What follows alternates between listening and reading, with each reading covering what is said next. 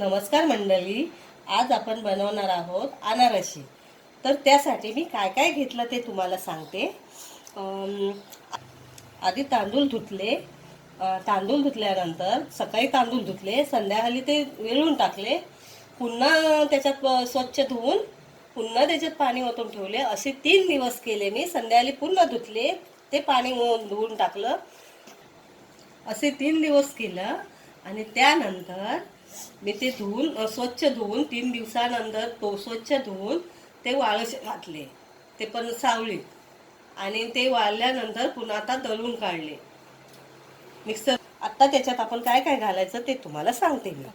आता हे व्यवस्थितपणे बारीक केलेलं आहे, तुम्ही बघू शकता। अगदी थोडंसं कणकणीत असं रव्यासारखं आहे, पण एकदमही पीठ नाही आहे आणि एकदमही असे दाणे दाणे नाही आहेत। मीडियम असा आपण रवा करून घेतलेला आहे।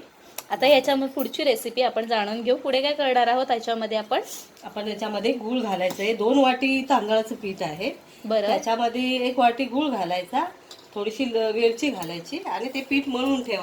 हे गूळ टाकलंय मी याच्यात, असं मळायचं।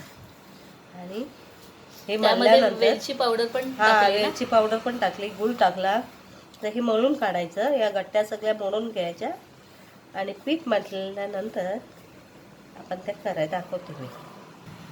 यामध्ये पाणी अजिबात टाकायचं नाही। मळून झालंय, ह्याच्यात मी फक्त 1 चमचा तूप घेतलं, बाकी काय नाही टाकलं दुसरं। आता मी 1 चमचा तूप घेतलं आणि हे मळून आता ठेवते, तसंच ठेवायचं। तर थोड्या किती वेळ मिनिटासाठी ठेवायचं हे? 1 तास आपण तसंच ठेवायचं। त्याच्या अनारशी करायच्या, नंतर अनारसे करा। आता हे 1 तास झाला। 1 तासानंतर आपलं पीठ तयार आहे। आता आपण अनारशी करायला घेऊया। तेल तापलेलं आहे, आता अनारशी करूया।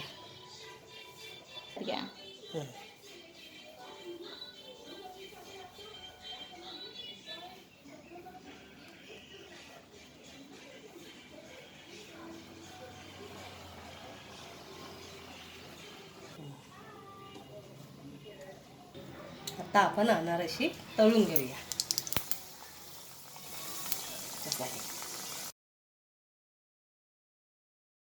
अनारशी तयार आहेत। आता तुम्ही सुद्धा करून बघा, किती छान झाल्यात आहेत। आणि आम्हाला देखील कळवा, कमेंट करा, लाईक करा आणि आमच्या चॅनलला नक्की सबस्क्राईब करा।